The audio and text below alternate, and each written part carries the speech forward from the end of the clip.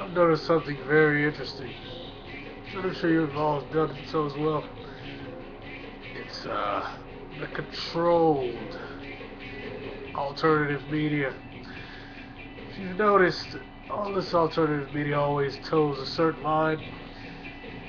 It never, it takes you to that point. I've always talked about this. It takes you to that point, but they never say it. And it ain't just the Jews. It's the multinationals. It's the old Anglo elite. It's all these motherfuckers. This global consortium of fuckers. Now the Jews, they're like the financiers of it all. Them, the Swiss, they're fighting, but they're all together. They're in on it. And you have the Russians, especially the Eastern Orthodox Church. You got a fuckload of people, and they're all in it together. If America attacks Syria, they're going to China and Russia are just going to sit back and watch. China's going to sit back and watch because they are militarily positioned to where they can't really afford to pop some shit off because they're worried about India, they're worried about Korea, they're worried about Japan, they're worried about all these other countries. They don't have the luxury of being on a big ass island where their two neighbors they're basically their bitches. So they're not going to do anything. Russia, same problem. You got the EU, you've got the former Soviet bloc. Some of those former Soviet blocs, like Georgia, are America's bitch. So these people have to toe a certain line, and they have to play the game with the powers that be. And that's where these alternative media guys come in. And like 9 times out of 10, these people are Jews. 9 times out of 10, these alternative media people are Jews. It's not an if, it's not a maybe, it's not a kind of. They are straight up Hirschberg, Schmagoigan Jews. And every time they say something, you gotta really research it and then research their agenda to understand what the underlying issue is, what their stake in it, what is their dog in the fight. That's how you dig in and find the real truth. And then when you start talking about that truth, that's when you start getting watched. Most people just parrot, or they'll get pushed into this. They'll get shuffled into these little boxes. See, they like you to run into nationalism. Go, well, see, this is what we gotta do, what Hitler did, and this and that and the other. But Hitler got played. Like, he had a good plan, but he got played. Just like Marcus Garvey got played.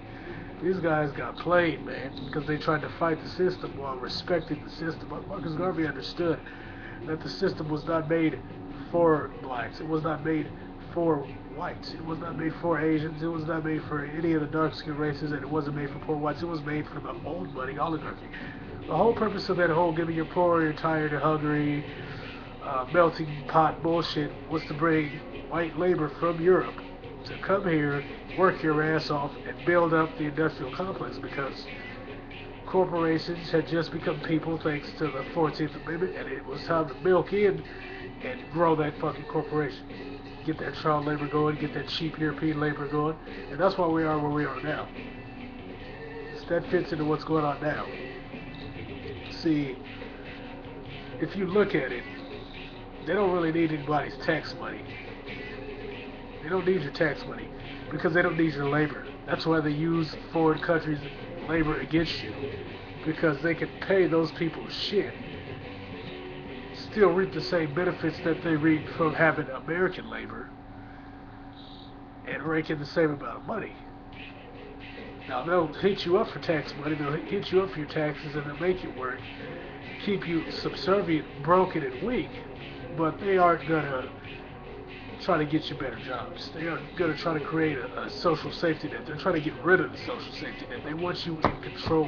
You need to be little girls. They want the entire country to be little girls. They want you to be babies, children, so that they can manipulate and dominate you. I think one of the best things a white man ever told me was, I I was, I believe, about 13 or 14. This random crazy guy told me everything that they do to blacks, they do to us. That's what this guy said. So basically, whatever they do to us, whatever they do to us, they're gonna is a test run for what they're gonna do to the white people. They've broken up the family. They've permeated this ignominious, counterproductive culture amongst blacks, and they're pushing it off onto the white people now. That way, they can control them as easy as they control blacks. So they're drugging them up. They're breaking apart the family, get rid of the organization. So you're still reproducing. You're still somewhat productive, but you're not a threat. You're not going to create some sort of opposition.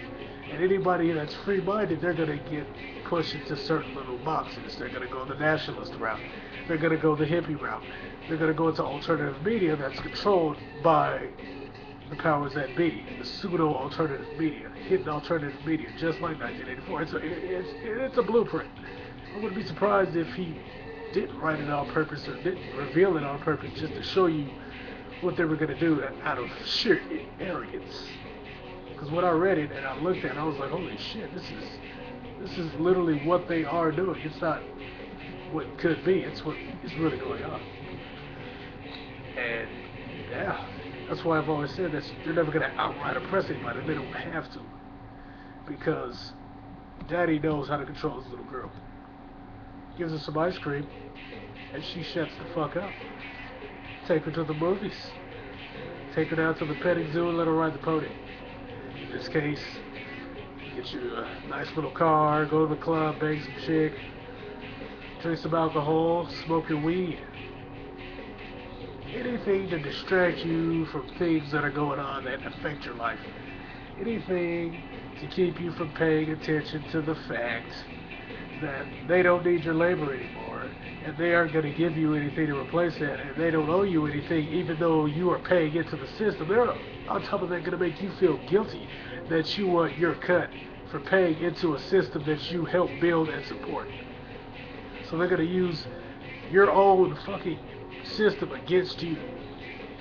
They're using it against you and making you feel bad about being upset that they're doing this.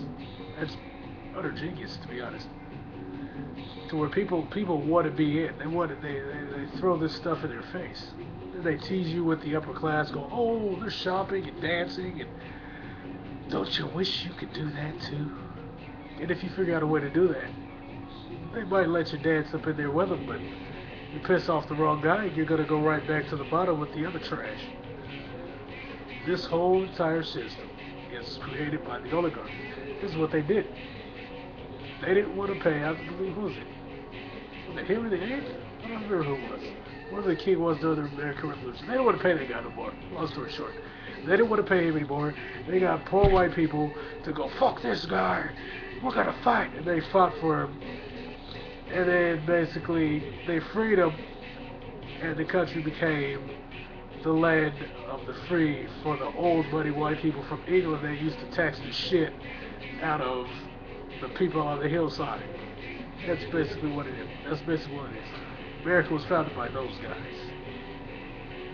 Rich people that say, fuck you. And this isn't to go out and kill all rich people or some shit. But you have to look at the reality. The reality is that in the grand scheme of things, unless you go out here and fight for your fucking freedom, fight for your rights, they're gonna fist fuck you in the ass. And they always try to tell you something like peace, and docility and all this garbage, but that's crap. Violence begets violence, and the victor begets glory. That's how it works.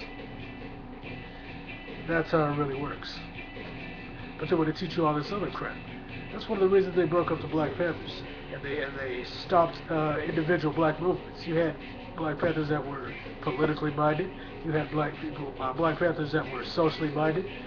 The state government, the city government, took over the programs that the Black Panthers created in Seattle. They still have these programs in place, but they've been taken over by the city because they got rid of the Black Panthers.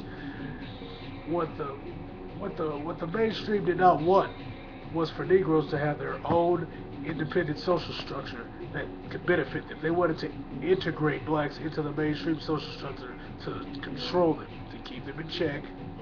And that's why they propped up the Dream Boy that you motherfuckers like to praise. They propped up that piece of garbage, pumped that freak in people's face, and made him look like a goddamn hero. Like Jesse Jackass said, he's the white man's best friend. So they martyred this piece of shit. All the black people went ape shit. All the shit that was going down, a lot of important blacks, like the Black Panther leader in Chicago, he got set up, murdered. Murdered.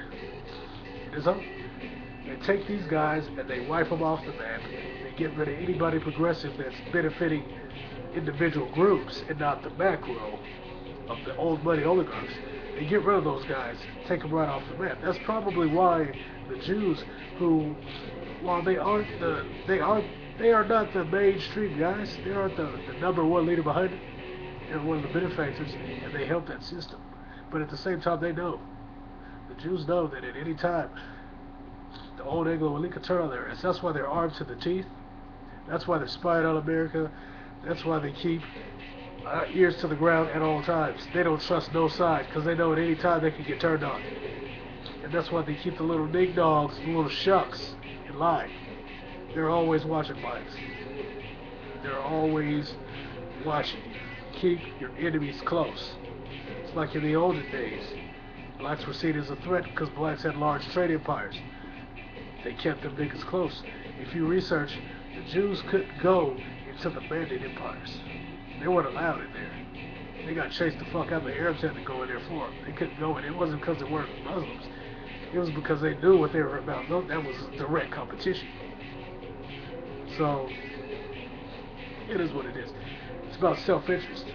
Democracy is about racism. Like, you ain't got to go around lynching people, but all that bullshit. But democracy rules, and if your group is getting fucked in the ass, and you're trying to help everybody else without helping yourself, or you're looking to the mainstream to help you from a system that doesn't give a fuck whether you live or die outside of your votes, and to keep the international pressure from fucking up their deals, their business, then you're gonna end up looking real dumb when they don't need to patronize you anymore. And we're in that place. I've been talking about that for years. People used to laugh, like, oh, you know what you're talking about. And now we're there. Large unemployment. We're in the middle of a depression, or a great recession in recovery, and people aren't benefiting as much as they could be, and nobody's taking advantage of this situation in America to help the blacks. Blacks are progressively getting worse and worse and worse.